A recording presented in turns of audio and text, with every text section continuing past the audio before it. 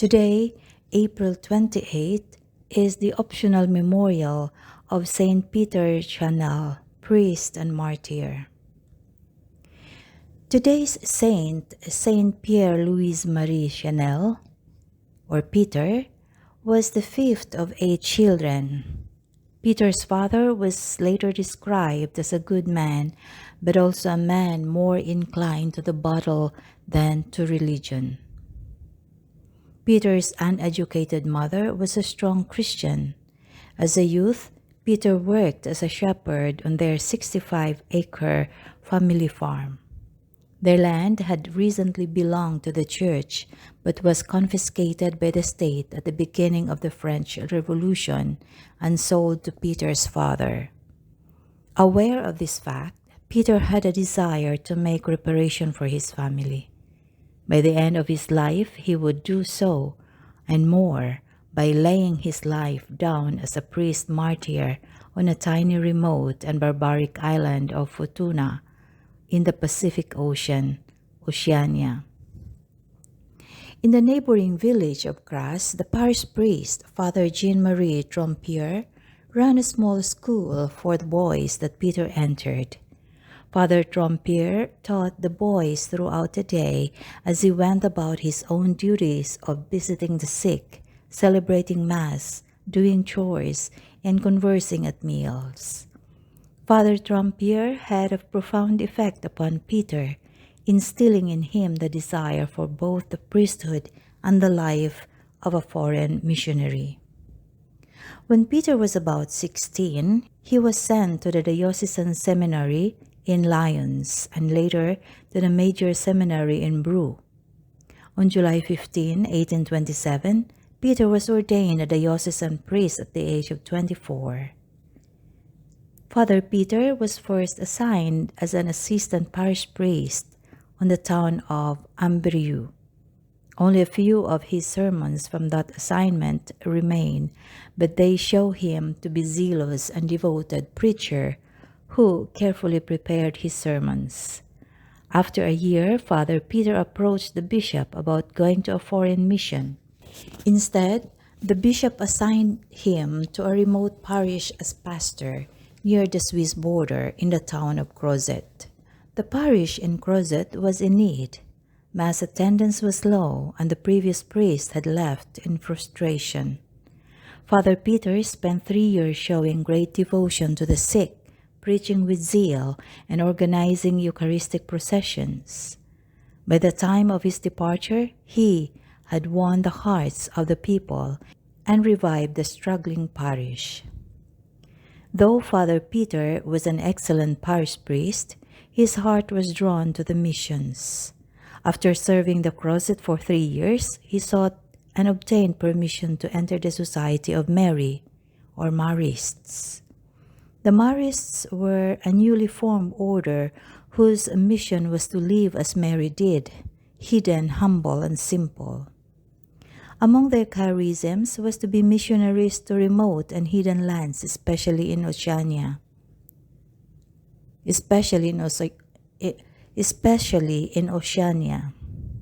Although he had hoped to be sent on mission, Father Peter spent the next 5 years in the minor seminary in Beli, where he taught 12-year-old boys before becoming the spiritual director and bursar. 2 years later, he was made vice superior and in 1833, traveled to Rome to assist the community's founder in gaining final approval for the society. On February 10, 1836, the Marists were approved by Pope Gregory XVI as a religious congregation of the Universal Church and given the responsibility of evangelizing the peoples of Western Oceania. At the age of 33, Father Peter's childhood desire came true when he was appointed a superior of a group of 7 Marists, 4 priests and 3 brothers, and a newly ordained bishop who set out on a 10-month voyage by ship to Oceania. The journey was a brutal one, so much so that one of the priests died of illness along the way.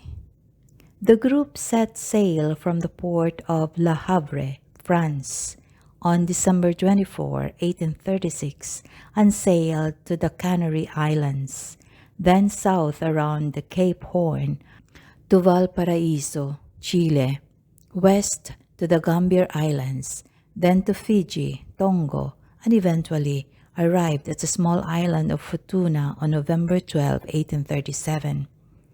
Father Peter and Brother Marie Nizer Delorme were chosen to disembark on that island. Futuna and its neighboring island were small, being only about 45 square miles between the two of them. The 1,000 inhabitants at the time were farmers and fishermen. The people were organized into smaller tribes who banded together into two larger kingdoms.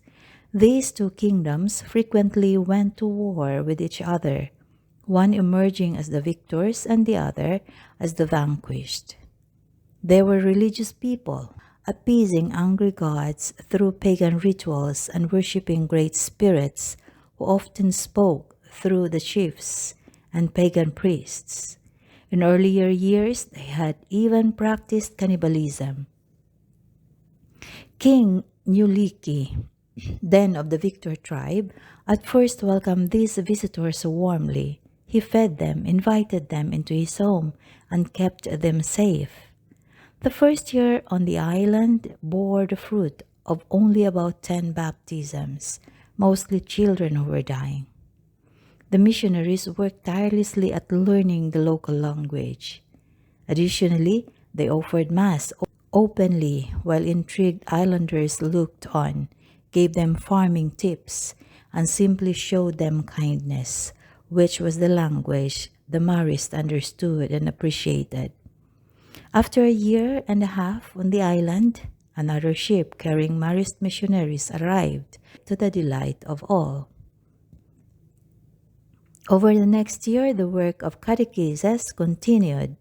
Then the king's infant son became ill. Father Peter was given permission to baptize him.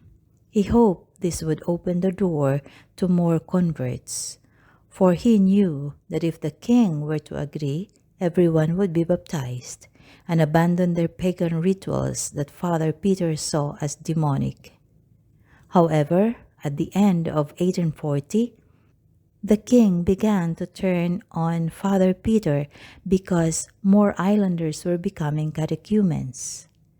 The king feared the loss of his own power, especially his pagan spiritual authority, so he withdrew his kindness and started to become hostile toward the Marists and catechumens.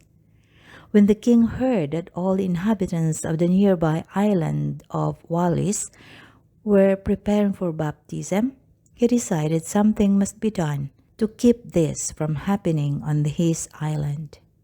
The final spark came when the king's own son, Mitala, became a catechumen. On April 27, 1841, the king had a long talk with his son, trying to convince him to change his mind. His son refused, so King Niuliki called his son-in-law Musumuzo and instructed him to kill both the catechumens and the missionaries. The next day, after unsuccessfully trying to kill the catechumens, they went to where Father Peter was staying. First, they clubbed Father Peter. Then, Musumuzo delivered a deadly blow on his head with a hatchet. But his brutal end was only the beginning of great things to come. Soon after, the king regretted what he had done. Many of the islanders who had grown fond of Father Peter mourned his death. This mourning and regret was turned into joy when over the next few years, all the inhabitants were baptized. War between the two tribes eventually ceased, and peace was established. Today, those islands live their Catholic faith well and rejoice in their martyr who did more for them in death than in life. As we honor Saint Peter Chanel, ponder the mysterious fact that the Father uses suffering and death for His glory and salvation of souls, when that suffering and death are offered to Him sacrificially, in union with the death of His divine Son. Ponder the incredible power of God, who is able to bring good from evil and salvation from death itself. Unite your own sufferings to Christ and know that God wants the unyielding gift of the sacrifice of your life to be given to Him for His glory and for the salvation of souls.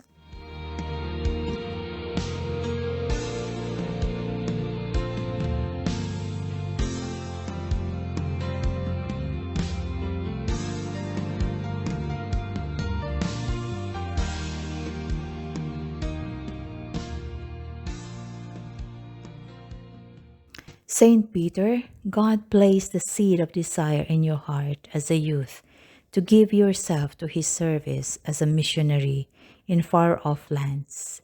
When that desire came to fruition, you held nothing back, laying your life down sacrificially. Through that sacrifice, your blood nourished the faith of the people you served, and God transformed them into His holy people. Please pray for me that I will courageously give of myself to your glory, no matter the cost. Saint Peter Chanel, pray for me.